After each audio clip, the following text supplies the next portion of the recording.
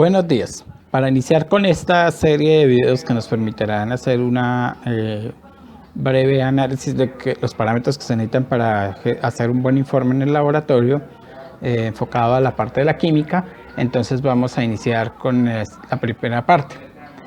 En la primera parte vemos que el inicio de un buen informe de laboratorio está en el preinforme, es decir, antes de ir a ejecutar la práctica, y vamos a iniciar este análisis en la parte de la ejecución del diagrama de flujo. Entonces, este diagrama de flujo básicamente nos dice lo que es llevar la parte metodológica que está descrita en la guía, en la guía que nos dan para ir a ejecutar el laboratorio, que nos suministra el docente o que nosotros tenemos. Y esto, por ejemplo, inicia a fragmentar cada uno de los ensayos. Por ejemplo, en el uso de la balanza, entonces dice que se genera una inducción en el uso de la balanza de 3 plazos, es decir, esa se la atribuirá al docente. Luego dice que después de eso se debe ejecutar pesar un vidrio reloj, y después nos dice los pasos para pesar 0,5 gramos de cloruro de sodio, por ejemplo. También nos va a decir que en esta etapa metodológica luego habrá que en el uso de la balanza analítica, entonces que requerirá una inducción y que usted debe estar atento a la inducción, pesar el vidrio de reloj y luego lograr pesar 0,100 gramos de cloruro de sodio, por ejemplo. Entonces, en este paso, ahí hay el primer desafío, hay una serie de datos que yo puedo ir analizando, lo que yo debo ejecutar.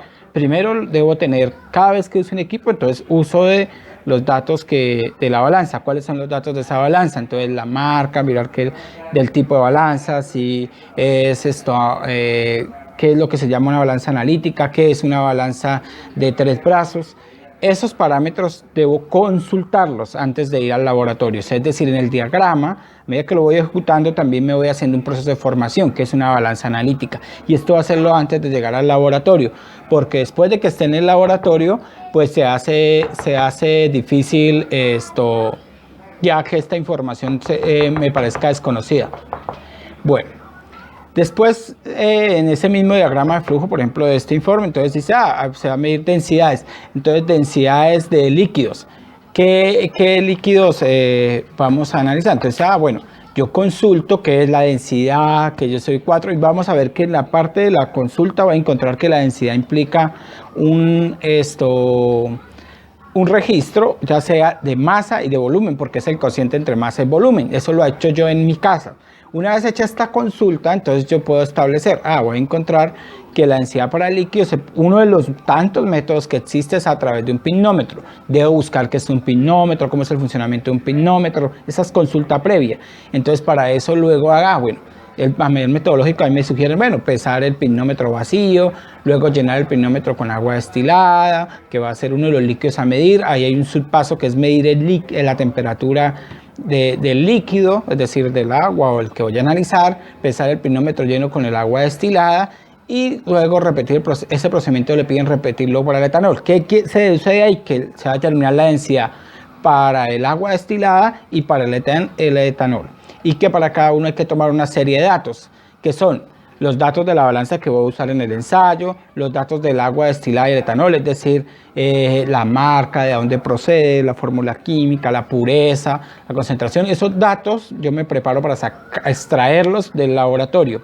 Es decir, cuando vaya al laboratorio ya sé que debo ir en busca de esos datos como mínimo. Y otros que tenga, por ejemplo, que en la eventualidad que se llegue a presentar en el laboratorio, que el etanol sea de una concentración o de una pureza determinada y no de etanol al 100%, eso lo puedo ir registrando.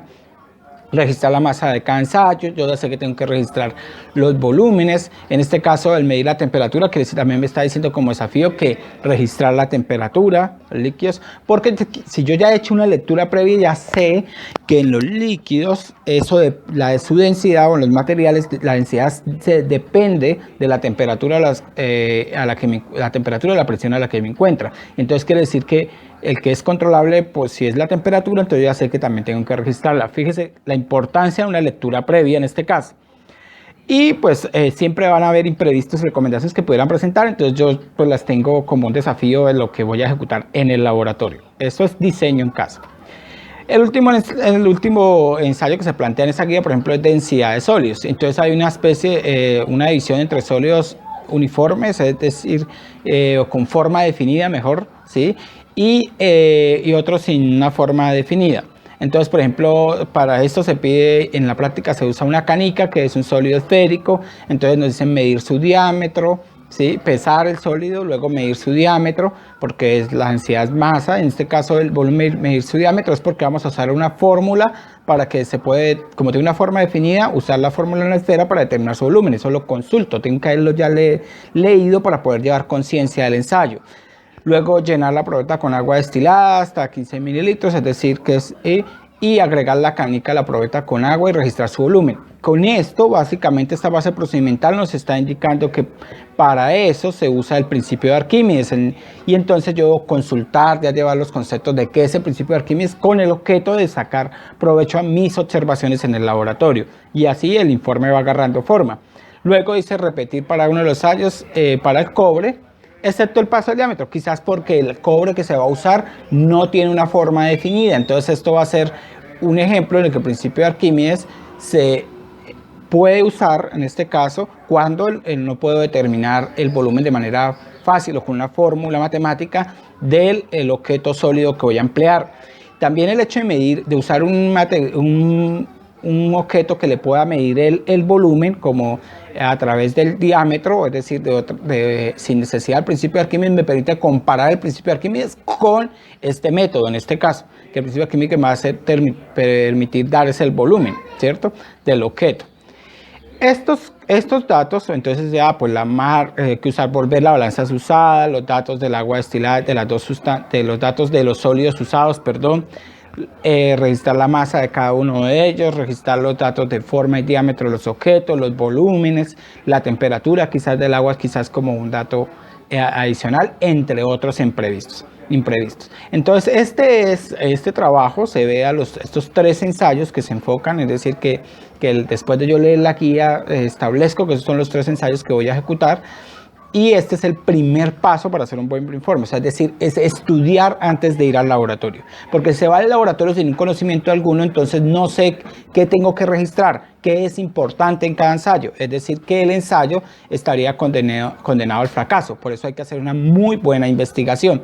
Y esa es la primera invitación para llegar a un buen informe.